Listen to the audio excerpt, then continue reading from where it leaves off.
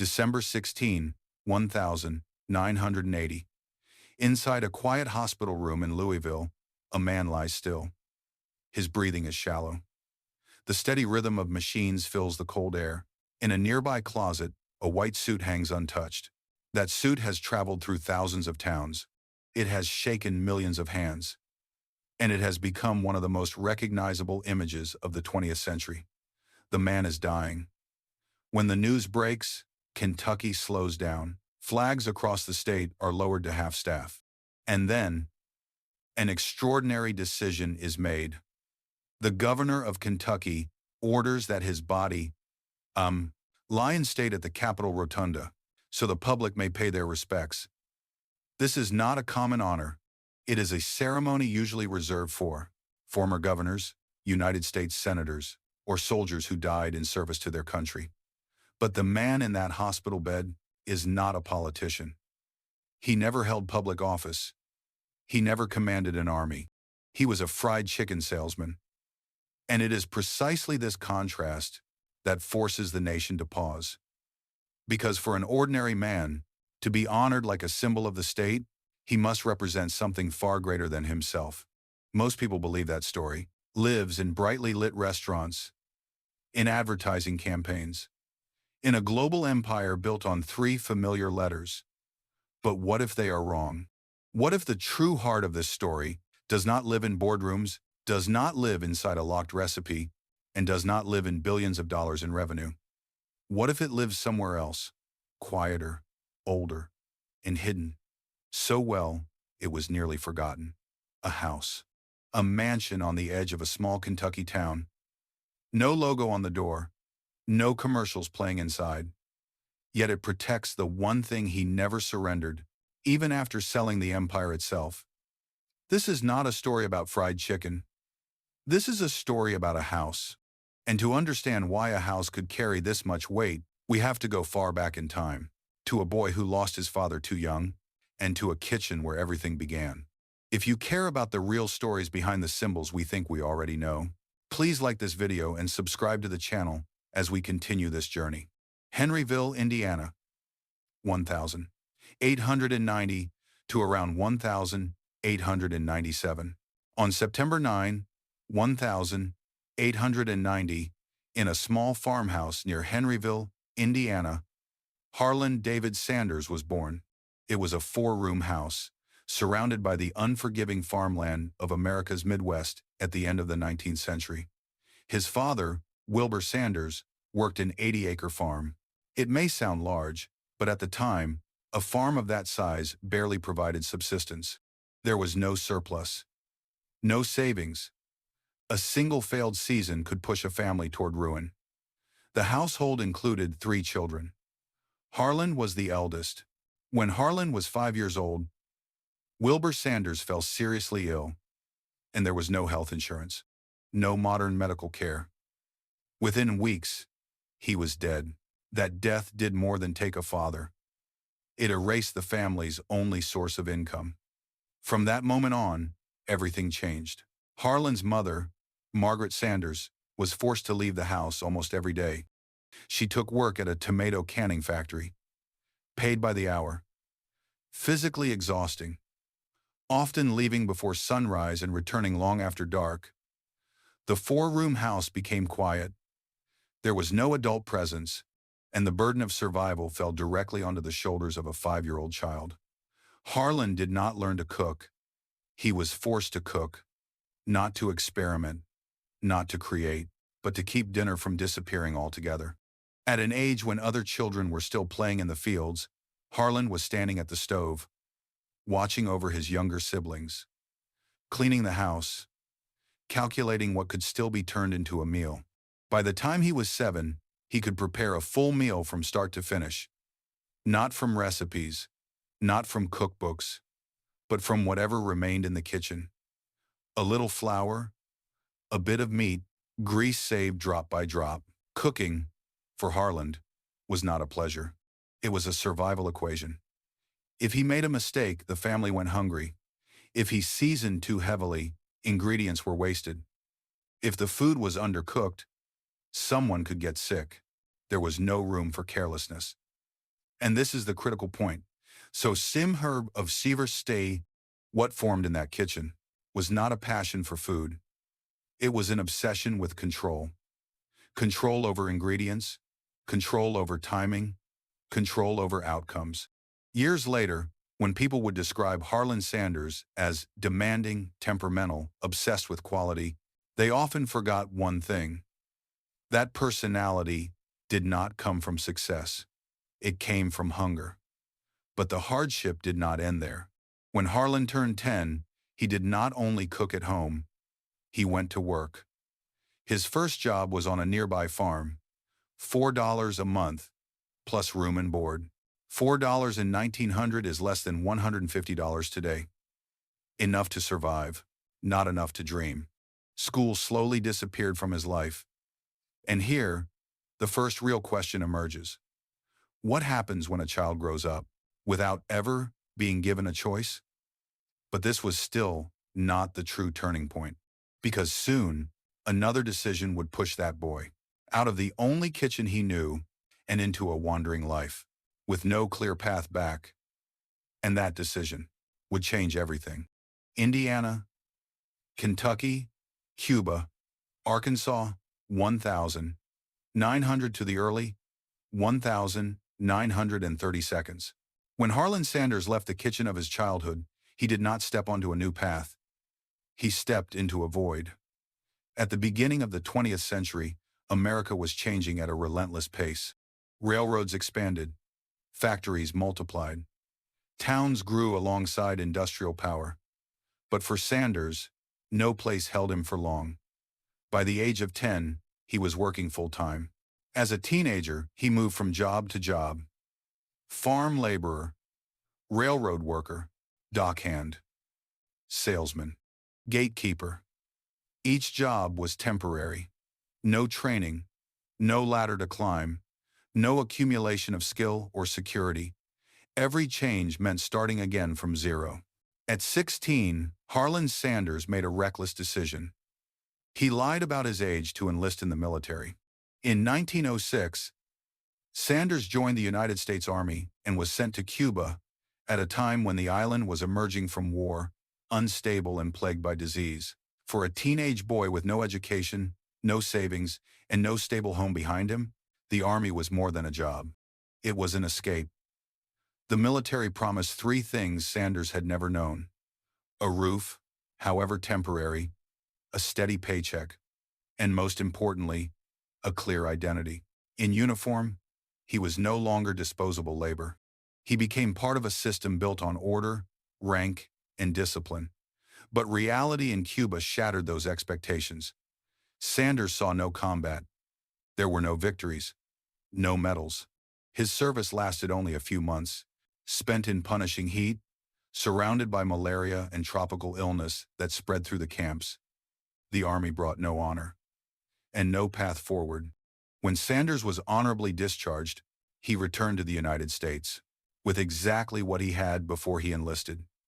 No money, no profession, no defined place in society. Only discipline remained.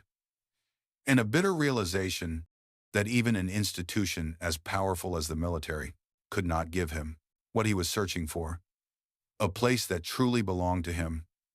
After the Army, Sanders drifted again. He worked on the railroads, shoveling coal into steam engines. It was dangerous, low-paid work with a high rate of injury and death. Many men in the same job never lived past 40. Sanders left. He tried blacksmithing, then tire sales, then operating a ferry, then selling insurance. Nothing lasted. Not for lack of effort, but because he did not belong to any of those worlds. In the early 1920 seconds, now in his 30s, Sanders tried a different route: law. With no college education and no high school diploma, he studied law by correspondence, reading and preparing on his own. Somehow, he passed the bar exam in Arkansas, a rare escape from manual labor. But the legal career ended almost immediately. During a small court case, Sanders argued violently with his own client. The argument escalated into a physical altercation inside the courtroom. The consequences were immediate. His license was revoked. His career ended. There was no appeal, no second chance. The incident revealed a critical limitation. Sanders did not function within systems of soft authority. He did not compromise. And he could not control his temper. As his professional life collapsed repeatedly, his personal life followed. In 1908, Sanders married Josephine King. They had 3 children, but the marriage was stretched thin by constant relocation, poverty, and repeated failure. No permanent home, no stable income, no long-term plan. Josephine grew exhausted. Sanders grew bitter. By the late 1920s, the marriage collapsed.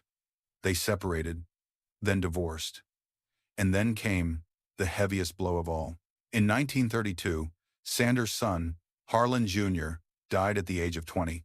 The cause was blood poisoning, following what should have been a routine tonsillectomy. Today, it is considered a safe procedure. But at the time, before antibiotics were widely available, post-operative infection was often fatal. There was no public outcry, no headlines, no audience.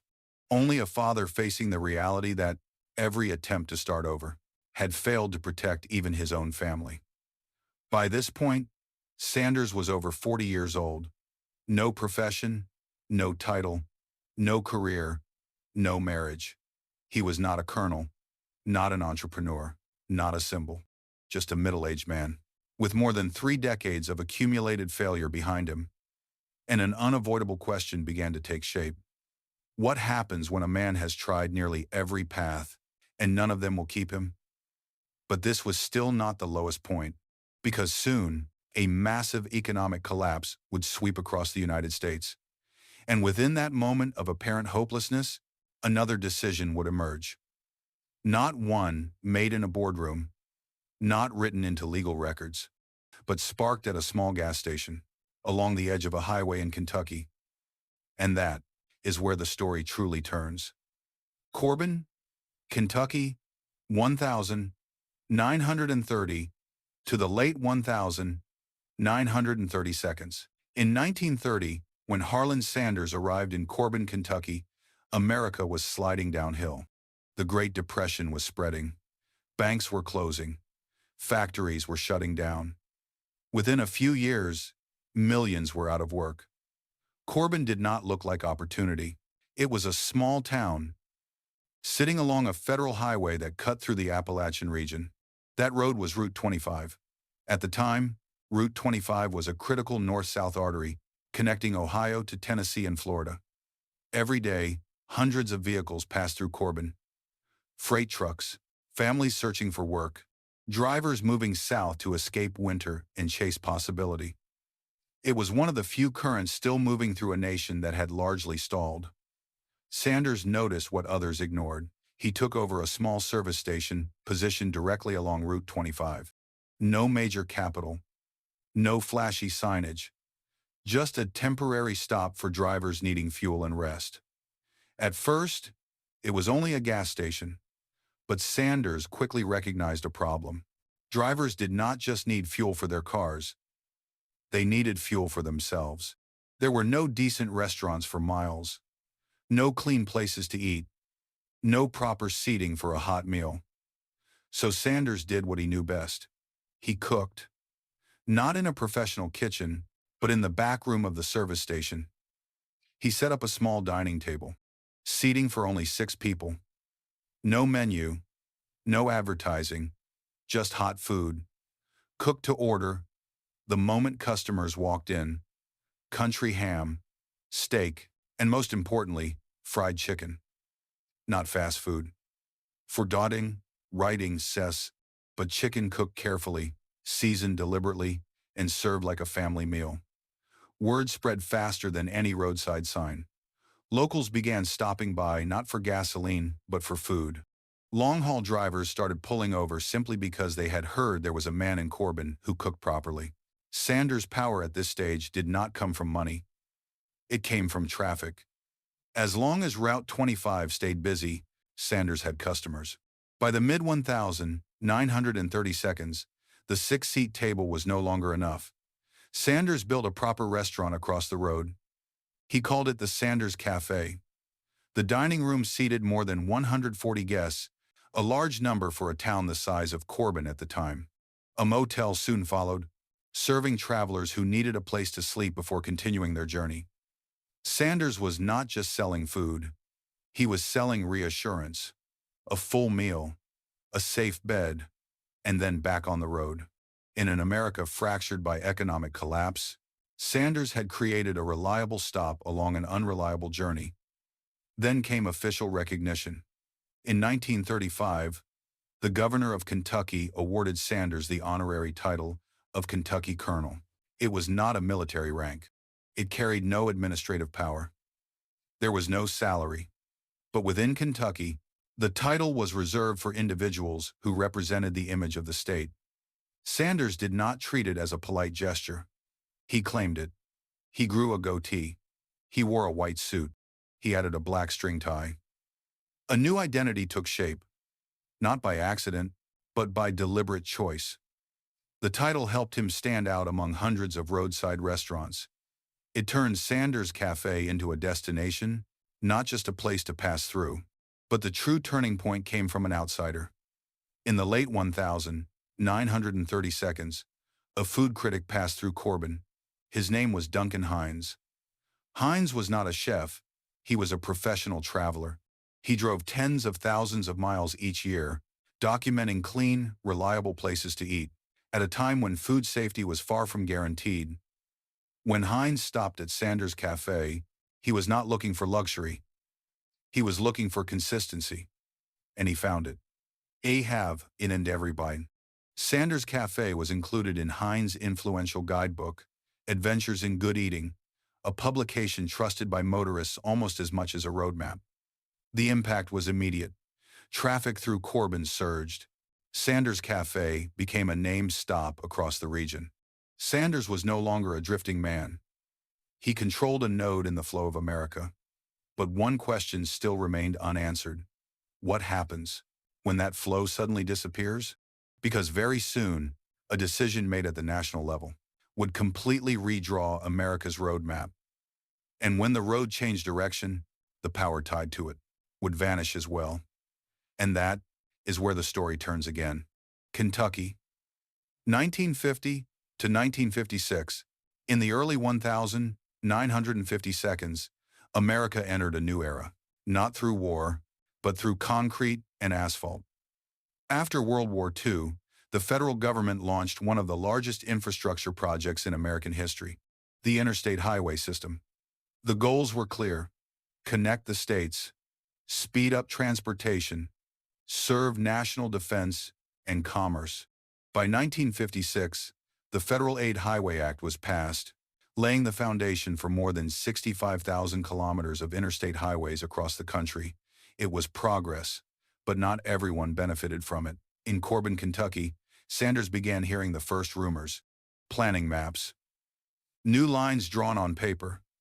The coming interstate would not pass through the town. Instead, it would bypass Corbin. At first, it sounded like a technical detail, an administrative decision, a thin line on a map. But for Sanders, it was a death sentence. Everything he had built over more than 2 decades did not depend on branding, did not depend on real estate, it depended on traffic. Route 25 had been a lifeline. Now it was about to become a secondary road. When construction began, the change was slow, but irreversible. The freight trucks disappeared first, then the long-distance travelers, then even the familiar drivers who had once stopped at Sanders Cafe week after week.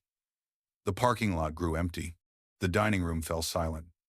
There was no fire, no scandal, no obvious managerial failure. Only a decision made at the national level, with consequences falling squarely on a small town.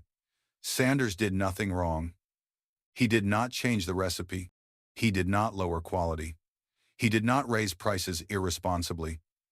But the rules of the game had changed, and he was no longer holding the steering wheel. By the mid-1960s, 950 seconds. The damage could no longer be reversed. Revenue declined steadily. The motel stood nearly vacant. The restaurant operated on borrowed time. Sanders was now in his 60s. At an age when most Americans were thinking about retirement, he was facing the loss of everything. In 1956, Sanders was forced to put the Sanders Cafe and Motel up for auction, not because of mismanagement, but because the flow of cars that sustained them was gone. When the hammer finally fell, the proceeds barely covered his debts. After paying off the mortgage and outstanding obligations, Sanders was nearly penniless. His only remaining income was $105 a month in Social Security. That amounted to less than $1,200 a year, barely enough to survive. The power he once held vanished with the traffic. And what made this collapse especially bitter was not the loss of money. It was the fact that Sanders had not failed because of a bad decision. He failed because the rules were rewritten in a place where he had no voice. And this is where the story becomes dangerous. Because when a system can erase a man with nothing more than a new road, it can do the same to anyone else. Sanders now faced a choice no one had prepared him for. Accept the ending at 65 or start over, with nothing left to lose. But the real question still remained unanswered. What happens when a man who has been stripped of all power refuses to disappear? Because very soon, a strange image would begin to appear on America's roads. An old man, a white suit, and a car carrying the belief that his story was not over yet. And that is where everything begins again. Leaving Corbin, Harlan Sanders did not go home. He went back on the road. The old car rolled from one town to the next. Each stop was a roadside restaurant. Each kitchen was another attempt to start over. Sanders repeated the same ritual again and again. He walked in, asked to cook, waited for a response. Most answers were headshakes. Some were quiet laughs. A few led him into the kitchen, gone, but never called back. The white suit became a familiar sight on America's roads. But familiarity was not the same as trust. Sanders had no money for advertising, no company to vouch for him, no system behind him. The only power he carried was his own presence. But Sanders understood something clearly. Power tied to a single person disappears the moment that person walks away. If the chicken only sold when he was standing in the kitchen, then it was not a model. He needed one place where the chicken would still sell when he was gone. A place that proved the problem was not, Harlan Sanders cooks well, but rather, this chicken can be repeated. And in a city no one expected, the story shifted. Salt Lake City, Utah. Not New York. Not Chicago. Not a culinary capital. Just a mid-sized city in the American West, where restaurants depended on local customers and passing traffic. Pete Harmon owned a restaurant there. He was not famous. He had no ambition to build an empire. Just a practical businessman focused on survival. When Sanders appeared, Harmon did not see a founder. He saw an elderly man in a white suit speaking about fried chicken, with the absolute certainty of someone who believed completely in what he was doing. Harmon agreed to let Sanders into the kitchen, not for fame, not for branding, only out of curiosity. Sanders did not come to rescue a failing restaurant. Harmon's business was operating normally. It was not empty. It was not in crisis. Sanders came to test a theory that a single dish, when done the right way, could become a foundation. In that kitchen, and that kitchen, and that kitchen, Sanders cooked chicken the only way he would accept. Not faster by cutting corners, but faster through controlled heat and pressure. Not more consistent because of personal skill, but because of a process that could be repeated. Not moist through tricks, but because time was locked down to the minute. When the chicken reached the tables, there was no dramatic moment. No applause. No lines forming at the door. Only a quiet change. Customers ordered the dish again on their next visit, and then again. The fried chicken did not replace the menu. It created a stable revenue stream, a dish the restaurant could rely on, day after day. For a restaurant owner, that mattered more than praise. Harmon gave the dish a name, Finger Lickin' Good, not as a slogan, but as a way to mark something different. Then came a detail that seemed insignificant. Harmon put the chicken into a paper bucket, not for appearance, for practicality. Easy to carry, easy to share, multiple pieces without needing a table. From that one kitchen, a model began to take shape. But Sanders did not stay. He did not run the kitchen. He did not cook daily. He did not manage the restaurant. He did something else. He taught. He stayed just long enough to prove the chicken did not depend on him. Then he stepped away. What he left behind was not his presence, but a standard. How the chicken was cut, how it was seasoned, how it was fried. Time, temperature, and one rule that could not be negotiated. If it was done wrong, do not do it. The news did not spread like a craze. It spread like a quiet solution. Among roadside restaurant owners, there was a chicken that could be made the same way in many places. There was a man in the district, this on the hun, a next ein clanning and the get on, who did not need to be there for it to be done correctly. Sanders no longer knocked on doors. Restaurant owners began coming to him, not to hire him to cook, but to learn how to produce the same result. By the late 1950s, Sanders did not own hundreds of restaurants. He did not operate an empire. He controlled hundreds of locations following the same standard. That was the difference. A 65-year-old man could not replicate his labor, but he could replicate authority. And here, a new conflict began to form. Because when a person becomes the living standard, when power is tied directly to his name and image, the question is no longer how to expand. It becomes how to maintain control when he cannot be everywhere at once. And very soon, that conflict would force Sanders to make the most important decision of his life.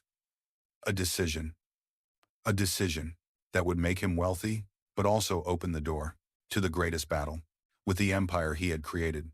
And that is where the story moves into the next chapter, where power was hidden and taught. Shelbyville, Kentucky, loss of control. United States, 1964. In 1964, Harlan Sanders was 73 years old. At an age when most American men had already retired, Sanders was still constantly on the move. But the empire he had built had grown beyond the ability of any single person to control. More than 600 locations spread across the United States and Canada. No longer a handful of roadside restaurants. No longer a network sustained by personal memory and direct oversight. Kentucky Fried Chicken had become a system worth tens of millions of dollars by 1962 standards, and the pressure no longer came from the kitchen. It came from the outside. People who had never stood beside Sanders in the Shelbyville kitchen began circling the system. They did not ask whether the chicken stayed moist. They asked how far the system could scale. They did not care whether Sanders was satisfied. They cared about replication speed and profit margins. In that context, an offer appeared. A group of investors, led by John Y. Brown Jr. and Jack C. Massey, approached Sanders. They wanted to buy Kentucky Fried Chicken outright. The offer was $2 million. Adjusted for today, that figure equals nearly $20 million. For a man who had once survived on $105 a month in Social Security, this was not a trivial decision. But money was not the only thing on the table. Sanders would not disappear. Under the agreement, he would remain as the company's official spokesperson. The face of the brand, the public representative. His salary would be $40,000 per year, plus travel expenses, allowing him to continue appearing at restaurants and public events. On paper, It was an honorable deal. Sanders sold the company, but he believed he had not sold his culinary integrity. He believed that, as long as he remained visible, as long as his voice still carried weight, quality would be preserved. Sanders signed. And that moment, Sin, changed everything. From the instant the ink dried, Kentucky Fried Chicken no longer revolved around one man. It became a corporate entity. Decisions were no longer made in kitchens. They were made in boardrooms. Supply chains were optimized. Preparation times were shortened. Processes were adjusted for mass production. These changes did not happen overnight. They unfolded gradually. They made sense on paper. They looked efficient in reports. But in the smallest details, Sanders began to notice what was being lost. He continued traveling more than 200,000 miles a year, still wearing the white suit, still walking into restaurants that bore his name. And every time, 27, Acid Restaurant, 27-7, he tasted the food. Not just the chicken, but the gravy. The savory sauce served alongside the chicken and mashed potatoes, considered the second soul of Southern American cooking. Sanders' original gravy was made from the drippings left after frying the chicken. Rich with meat flavor. A mani, naturally thickened. No industrial mixes required. But once control shifted to corporate hands, the gravy changed. Pre-mixed. Standardized. Designed for easy replication, not for depth of flavor. That was when Sanders spoke out.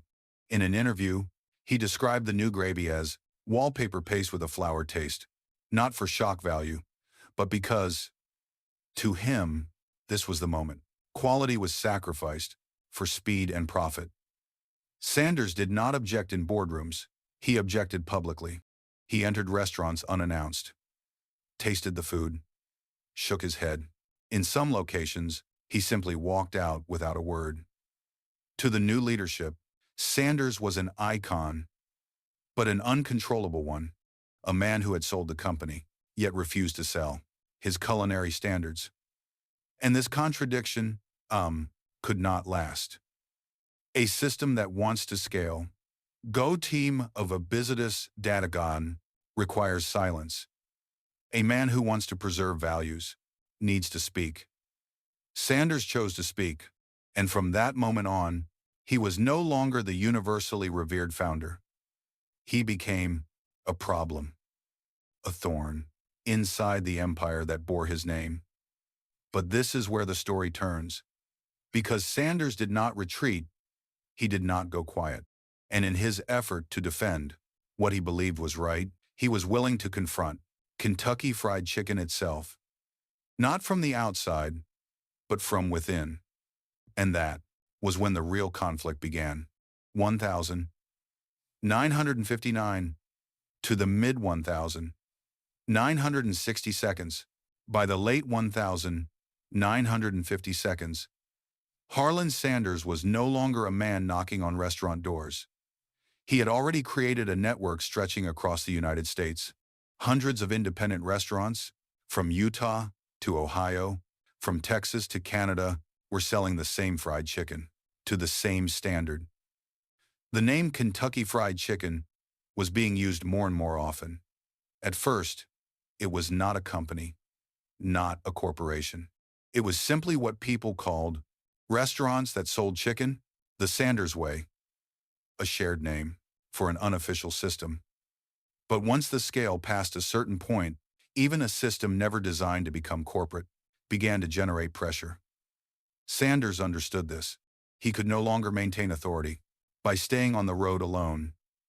He needed a center, not an office, not a logoed headquarters, but a place to hold real power. In 1959, Sanders purchased a large house in Shelbyville, Kentucky. Its name was Blackwood Hall.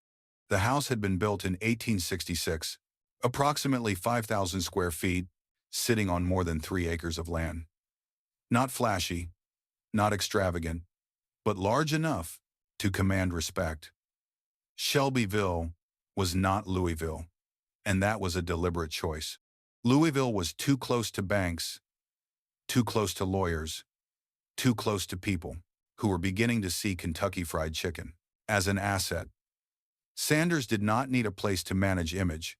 He needed a place to make decisions without negotiation. Shelbyville was close enough to the center to be accessible and far enough to remain untouched by corporate gravity. Blackwood Hall sat along Route 60, one of Kentucky's major roadways. Not an interstate, not a magnet for crowds, but connected in every direction. Blackwood Hall was not just a home. It was both home and headquarters. Here, Sanders met restaurant owners. Here, he trained those who wanted to sell chicken to his standard. And here, authority was passed on, without paperwork. The center of Blackwood Hall was not a boardroom. It was the kitchen.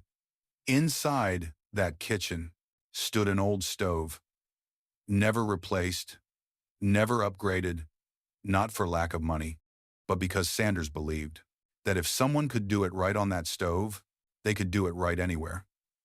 Those who came here were not trained through manuals. There were no binders, no instructional videos. Sanders did not lecture. He demonstrated. He stood beside them, watched, corrected every movement. If someone made a mistake, he stopped them. No long explanations. Just one sentence, do it again. Sanders was known for his temper. He shouted. He slammed utensils onto the counter. He sent people out of the kitchen, not out of spite, but because, to him, every mistake here would be multiplied across hundreds of restaurants. According to local accounts, Sanders did not trust corporate training. He believed that anything taught in a conference room would be distorted once it reached the kitchen. He trusted only hands-on learning, learning by touch, by sight, by standing beside him. It was no accident that very little was written down. Some franchisees later believed that what they learned at Blackwood Hall was never fully recorded on paper. There was no document that captured how Sanders felt oil temperature, no manual that explained the exact moment he lifted the chicken from the cooker. Over time, this created something unusual, a sense that certain knowledge was passed only from person to person. Not everyone was taught, and not everyone who was taught succeeded. Those who did left Blackwood Hall with the feeling that they had been approved, not by a company, but by Sanders himself. And that belief created authority. Sanders did not need to be present at their restaurants. It was enough that they believed he could appear at any moment. But this model contained a contradiction. When knowledge is not fully standardized, when authority depends on one individual, the system becomes dependent on that person. And Kentucky Fried Chicken was growing too fast. The number of franchises increased every year. Operators who had never stood in the Shelbyville kitchen were now running restaurants. Investors began to appear, and they asked a question that could not be avoided. Could a global system continue to rely on an old kitchen and one man in a white suit?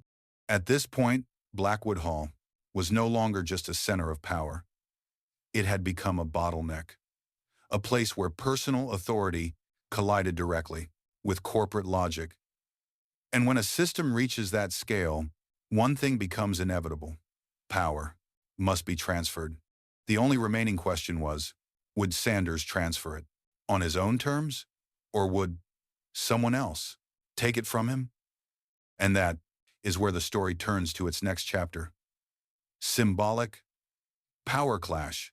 United States, 1965, 1973.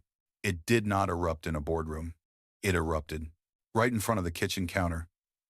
In the mid-1960 seconds, at several restaurants bearing the name Kentucky Fried Chicken, employees witnessed a scene they would never forget.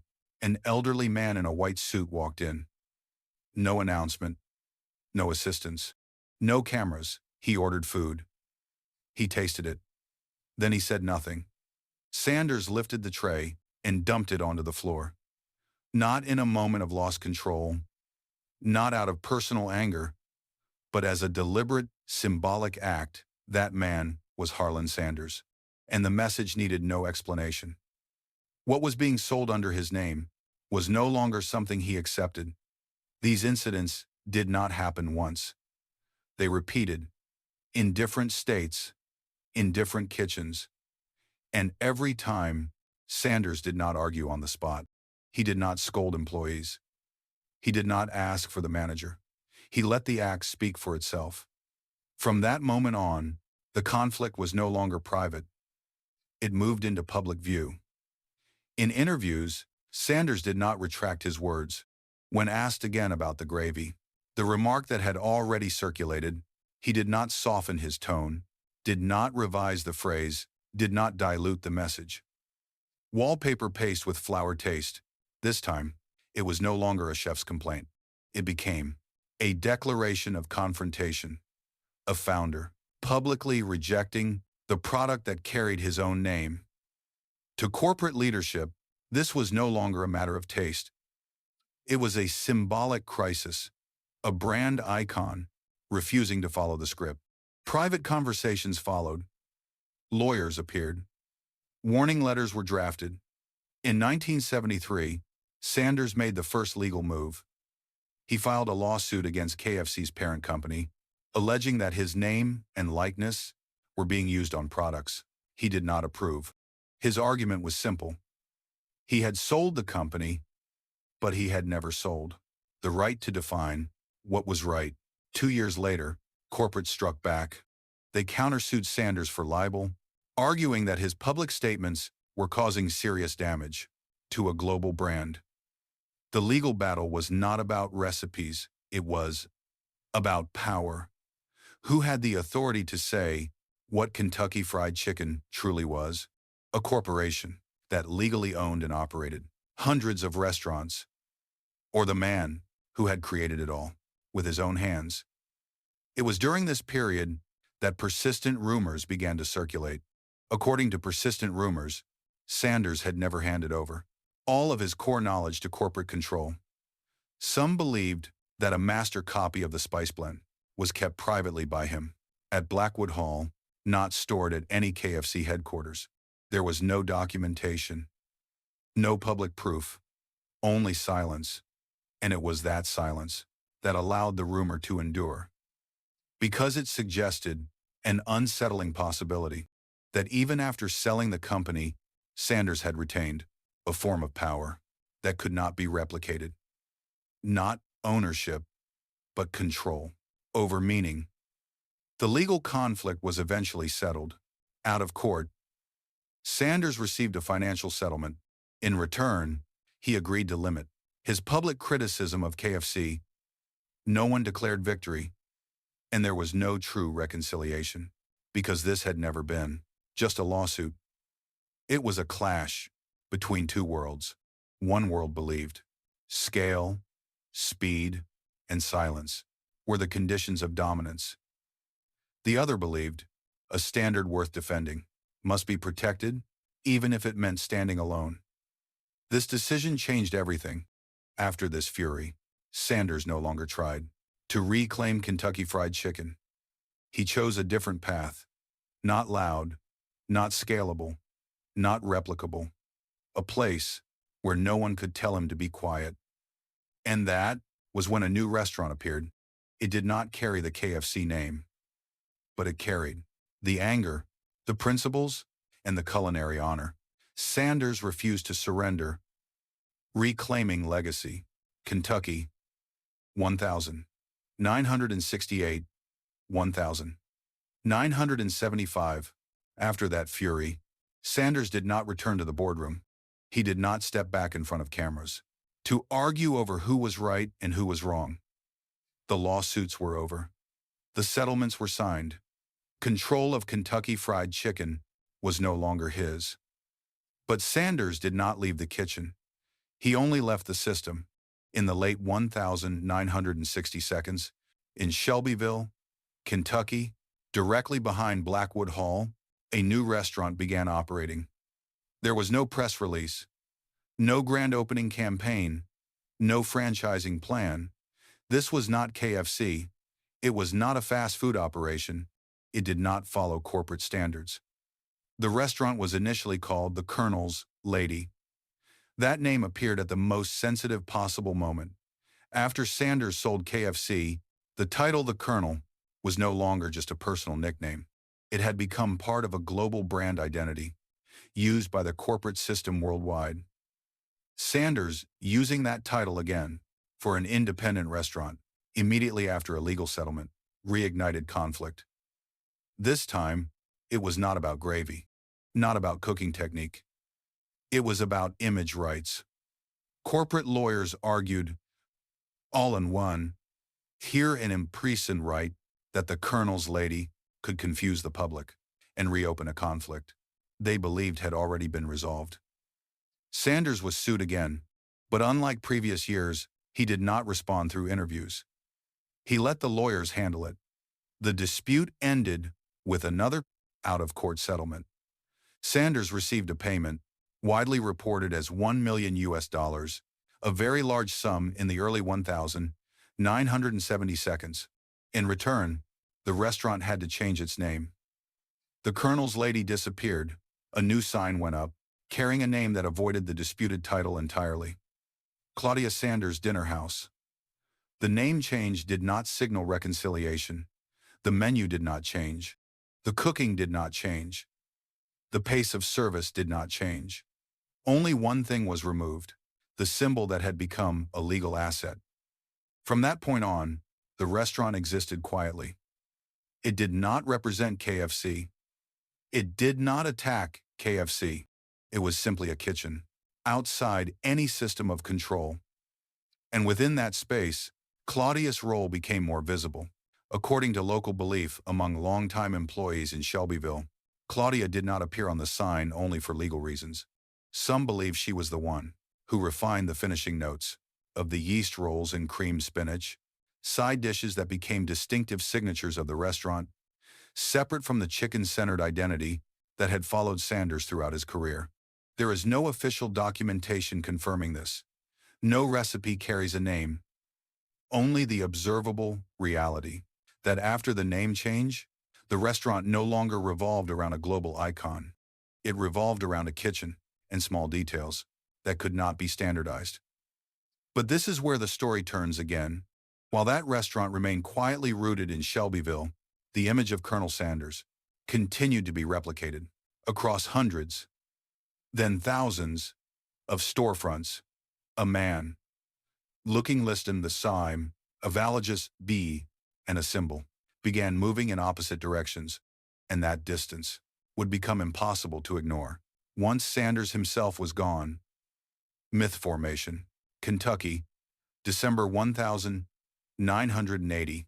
December 16, 1980, Louisville, Kentucky. Harlan Sanders died at the age of 90. His death did not pass quietly.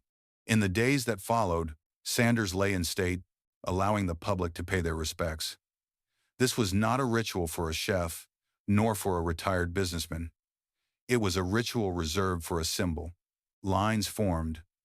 Not only employees of KFC, not only figures from the business world, there were ordinary families, people who had never met him, yet believed they had known him through a familiar image. In that moment, a subtle shift took place. Sanders was no longer seen primarily as a founder who had fallen out with his own company. He was seen, 7-9, as part of America's shared memory. The funeral that followed did not feel like the closing of a controversy. It felt ceremonial. Flags were lowered. State officials were present. Newspapers gave it extensive coverage. Kentucky was not saying goodbye to an individual. Kentucky was saying goodbye to an image that had moved beyond the ownership of any single corporation. And there was one detail, repeated in every report. Sanders was buried in his white suit. Oh, not a black suit. Not traditional funeral attire. the same suit he had worn in thousands of public appearances, a garment not associated with mourning, but with recognition. This detail was not incidental. It reinforced something that was quietly happening. By that point, Sanders was no longer remembered primarily for what he had said near the end of his life. The lawsuits, the public criticism of corporate decisions, the anger in restaurant kitchens, all of that faded into the background. What remained? What was a distilled image? An elderly man, a white suit, a familiar smile. That image no longer belonged exclusively to KFC, but it was not entirely separate from KFC either. It existed on a different level, between brand and memory, between corporation and popular culture. This still does not explain the real mystery, because when a person becomes a legend, the question is no longer who controlled him while he was alive. The question becomes who controls the story after he is gone. And the answer to that does not lie in the funeral.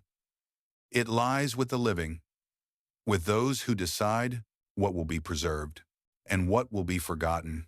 Stewardship, Shelbyville, Kentucky, 1980, 1999. After the funeral, the crowds dispersed. The symbol remained with the public, but the kitchen did not. That responsibility fell to Claudia Sanders. Not as the heir to a brand, but as the person who continued to operate a very specific place that Sanders had chosen. As his retreat from the system, Claudia did not inherit an empire. She inherited a restaurant. Claudia Sanders' Dinner House did not expand, did not franchise, did not alter its model to pursue scale. After 1980, the outside world changed rapidly. KFC became a multinational corporation. The image of Colonel Sanders continued to be replicated across signage, advertising, and packaging in dozens of countries. But the kitchen in Shelbyville kept its old rhythm. The menu was not optimized. The process was not shortened. Side dishes were not replaced with industrial versions. This was not a short-term business decision. It came with risk. A table service restaurant that refused to scale, that did not lean on a global brand, had to face rising costs and shifting consumer tastes. But this is where the story turns. Claudia did not try to preserve the restaurant by turning it into a symbol. She preserved it by allowing it to remain a kitchen. According to longtime employees in Shelbyville, Claudia appeared regularly, observed, corrected, rarely raised her voice. She did not argue about what was authentic. She cared only whether what reached the table still carried the original feeling. By the late 1990 seconds, Claudia made another decision. She sold Claudia Sanders' Dinner House to the Settles family, who committed to continue operating the restaurant in the same spirit. This decision did not include expansion plans. No rebranding strategy. It was a transfer, not of power, but of responsibility. Claudia did not hold on to the restaurant to freeze it in the past. She passed it on to ensure it could continue living without being absorbed by the system that had once pushed Sanders away. This decision changed everything, because from that moment on, Sanders' legacy no longer rested on who owned his name. It rested on the existence of a place where his culinary values did not need permission to survive. Not as a brand, but as a practice. And that is how a legend is preserved. Not through symbols, but through quiet continuity. Physical threat, Shelbyville, Kentucky, 1999, 1999. Shelbyville, Kentucky.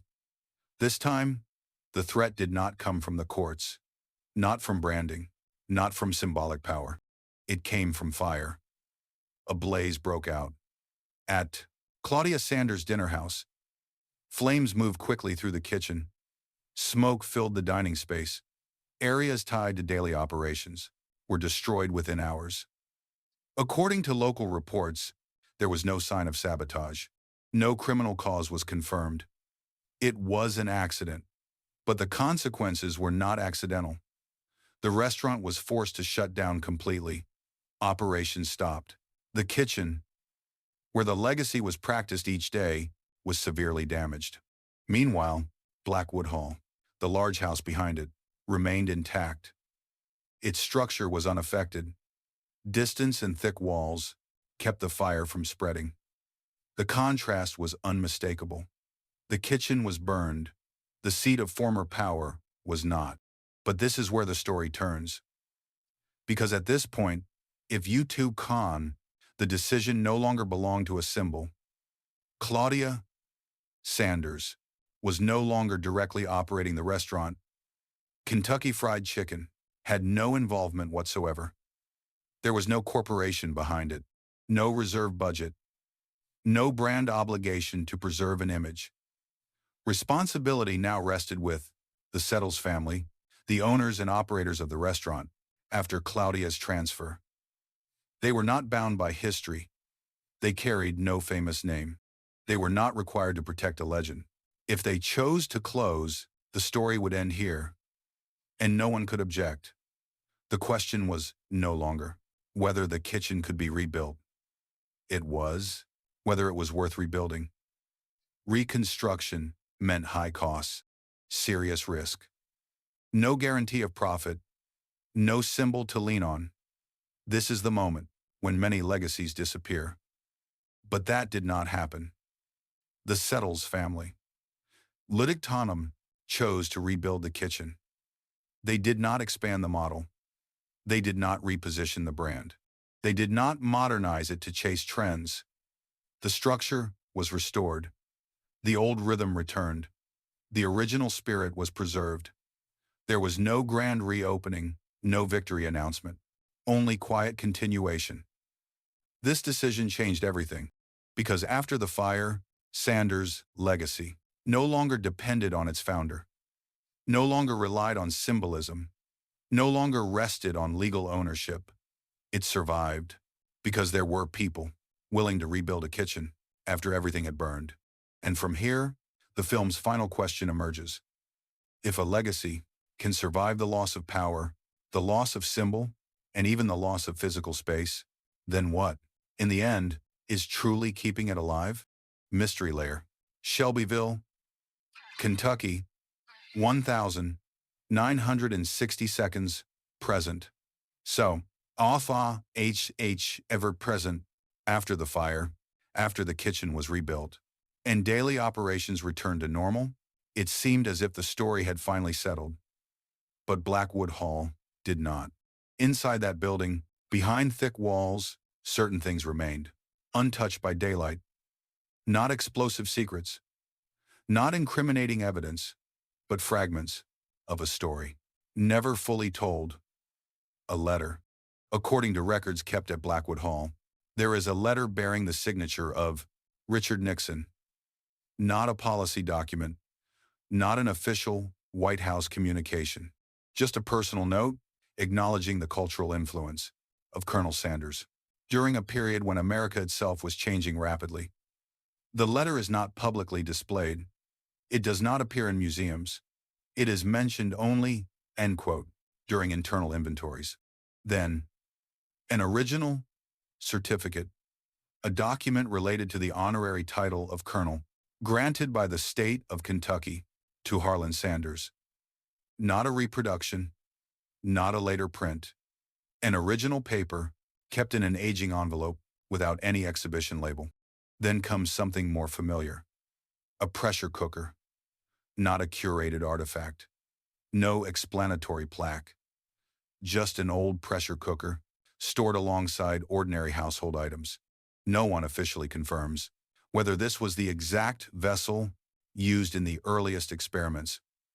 But it is there, neither glorified nor protected. The object that prevents the story from closing, a film reel. According to those who have seen the canister, it is labeled 1965, no title, no description, and signs that it has never been released. No one has confirmed. 1. 1. 1. What the film contains. Some believe it may be an internal training film capturing how Sanders taught kitchen standards before KFC became a global corporation. Others suggest it could be an early brand positioning piece recorded during the transitional period between individual control and corporate scale. All of this remains speculation. There is no screening, no excerpt, no verified documentation. The film remains sealed inside its metal container. But this is where the story turns one last time, because the fact that it has never been opened matters more than anything it might contain.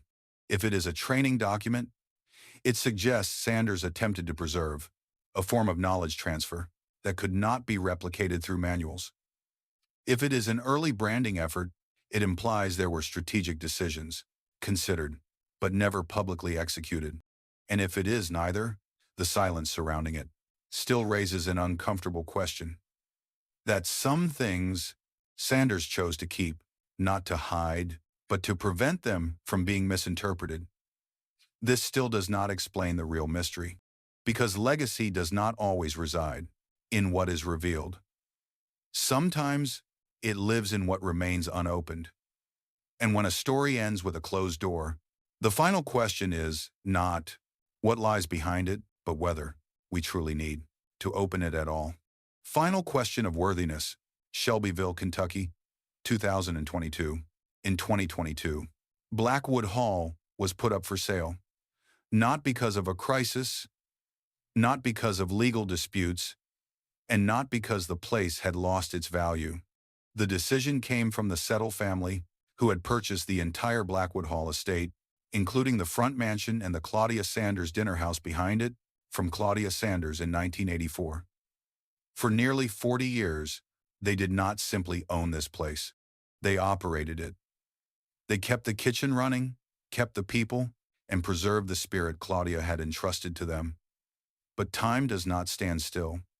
By the early 2022s, a reality became impossible to ignore. Maintaining both a restaurant that operates every day and a historic mansion requires more than money. It requires energy, presence, and constant responsibility.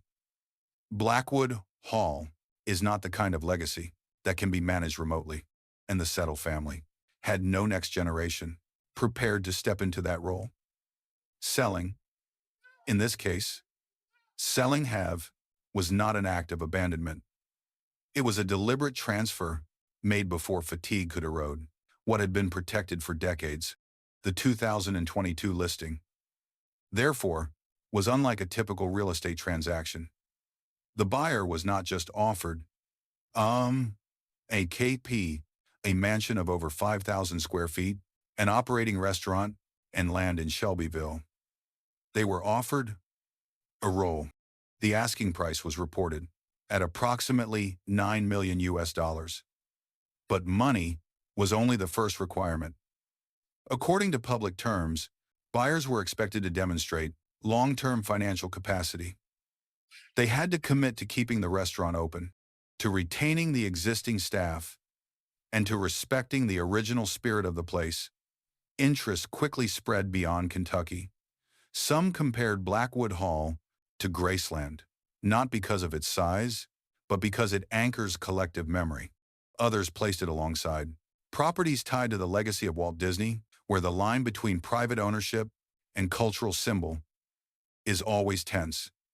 But Blackwood Hall is not a national museum. It is not protected by the state, and it is not sealed by heritage law. It remains a private property, and that is what brings the story to its final question. At the time the listing became public, there was no official confirmation that the sale had been completed. Blackwood Hall was still waiting. Not for the highest bidder, but for someone capable of standing in the place the Settle family was leaving behind. Someone may be able to buy the walls, but do they have the standing to preserve what is not written into the contract? The spirit, the boundaries, and the things Harlan Sanders refused to sell. The story of Blackwood Hall has not ended. It closes with a question. Who is worthy to become the next guardian? Today? Today to be dad. And that's fun. Blackwood Hall still stands. Not polished, not grand, but present. Beside it, the restaurant still opens its doors each day.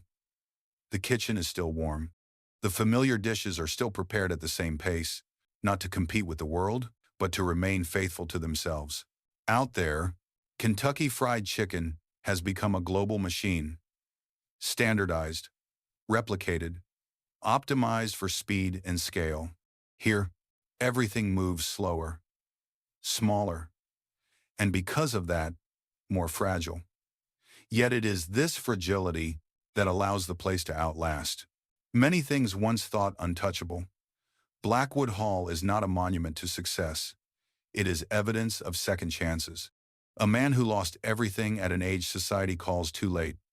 A road cut off. A system that changed the rules. And a refusal to stay silent. This house does not remember triumph. It remembers struggle. It remembers moments with no good options. It remembers decisions made against the current. It remembers boundaries that were held when money demanded they be released. There are forms of power that do not come from money, and there are things that endure longer than brands. This story, then, is not only about a man in a white suit. It is about how we define value in an era where almost everything can be bought. If you are curious about other places, caught between power and memory, between legacy and the market, those stories are waiting for you on the screen. Thank you for staying until the final moment. If this story left you thinking, leave a comment. And if you want to keep exploring spaces where history is still breathing, don't forget to like, subscribe, and I'll see you in the next video.